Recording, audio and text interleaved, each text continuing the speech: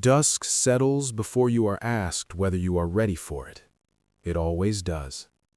Smoke lifts from hearths in thin, tired ribbons, carrying the smell of peat, old wood, and whatever passed for dinner.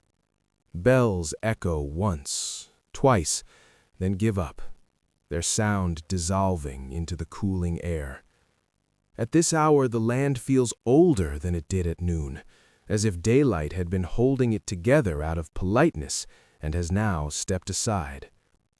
Stories cling to the stones. You can feel them under your feet. This is a world where truth and myth never learned to stand apart. They share the same roads, the same low ceilings, the same uneasy silence. People lower their voices without being told. The dark has a reputation here, and it has earned it. Night presses closer, not suddenly, but deliberately. Shutters are checked, doors are barred with a care that borders on reverence. Wolves cry somewhere beyond the fields, far enough to be safely frightening, close enough to be believed. Wind slides along walls and tests the patience of thatch. You listen, because everyone listens. This is a place that assumes the dark is listening back. Medieval myths are not entertainment. They are explanations. They are how you understand sickness that arrives without warning, crops that fail without reason, and death that steps sideways through the door without knocking. Terror does not announce itself here. It whispers, and you lean in, because ignoring it feels rude. You sleep where you can, wrapped in wool that smells faintly of other lives. The floor is hard, but you make peace with it, because the ground always wins eventually. Sleep comes shallow and cautious. Dreams feel crowded, full of borrowed images. You wake to small sounds, a mouse, a settling beam, and your heart reacts as if something enormous has just passed through. In the dark, your thoughts grow creative.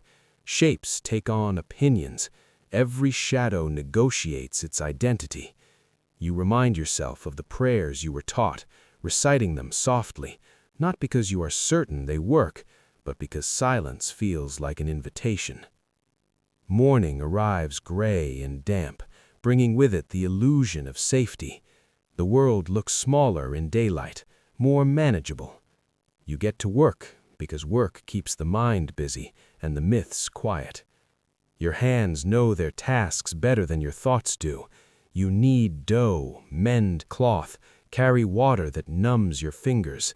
The smells of the day are practical: earth, sweat, bread, but the night's residue clings anyway. Someone mentions a neighbor taken ill. Someone else mentions a light seen near the old road after sunset. These are not conversations so much as acknowledgments. Everyone nods. Of course it happened like that. Illness arrives like a rumor that refuses to stay abstract. It settles into a body you recognize. Fever makes skin too warm, breath too shallow. The healer mutters words that sound half-learned, half-invented, and you watch closely because this is how knowledge is passed. Charms are tied, herbs are burned. The air fills with sharp, bitter smoke. You want certainty. You receive ritual instead. When the patient worsens, no one is surprised. When they improve, everyone claims they expected it. Faith adjusts itself to fit the outcome, as it always does. As the days pass, stories accumulate like dust in corners. A cow born wrong, a child who will not stop staring at nothing, a sound in the woods that does not belong to any animal anyone remembers. You do not laugh. Laughing feels dangerous, like tempting attention. The church offers explanations with heavy authority. The old women offer theirs with lighter voices and longer memories. You listen to both. Contradiction does not trouble you. Survival has taught you that the world is allowed to hold more than one impossible thing at a time. Travelers arrive with news carried on tired feet. Wars elsewhere, lords arguing over land you will never see, taxes raised for reasons that sound important but feel distant. You absorb the information and file it away next to everything else you cannot change. The road brings more than news. It brings strangers, and strangers bring possibilities. Some are welcomed, some are watched. At night, you count bodies by habit, making sure no one extra has slipped into the dark. Trust is expensive here. You spend it carefully. Winter comes with its usual lack of ceremony. Cold settles into your bones and refuses to leave. You layer clothing until movement becomes negotiation. Fires become the center of everything. You guard them the way you guard children, with equal parts love and fear. Food dwindles. You eat slower, savoring textures you will soon miss. Hunger sharpens stories. The old myths grow teeth. You hear them repeated with more detail, more urgency. The line between caution and obsession blurs. You keep your head down and your hands busy, because idle minds wander to places that do not welcome visitors. One night, something happens, or perhaps nothing does, and that's the problem. A scream cuts through the dark and stops abruptly, as if swallowed. Doors stay shut. No one rushes out. Bravery is a luxury reserved for daylight. Morning reveals a body where there should not be one, arranged in a way that resists explanation. The healer shrugs. The priest prays. The whispers begin immediately, soft and efficient. Someone must be responsible. Someone always is. Fear looks for a shape it can point at. Accusations form the way frost does, quietly and thoroughly. A woman who lives alone, a man who talks to himself, someone whose misfortune has made them inconvenient. Evidence is gathered with enthusiasm and little accuracy. You watch it happen and feel a tired anger rise and settle without finding words. Justice here is a performance meant to reassure the audience. The outcome is decided long before the lines are spoken. When punishment comes, it is public and instructive. You stand where you are told to stand and look where you are told to look. You tell yourself this is how order is maintained. You tell yourself many things. Afterward, life resumes, because it must. Fields do not care about guilt. Animals need feeding. Children need distraction. The space left behind by the accused is quickly filled with routine. The myths quiet for a while, satisfied. You sleep a little better, not because you feel safer, but because exhaustion finally wins an argument.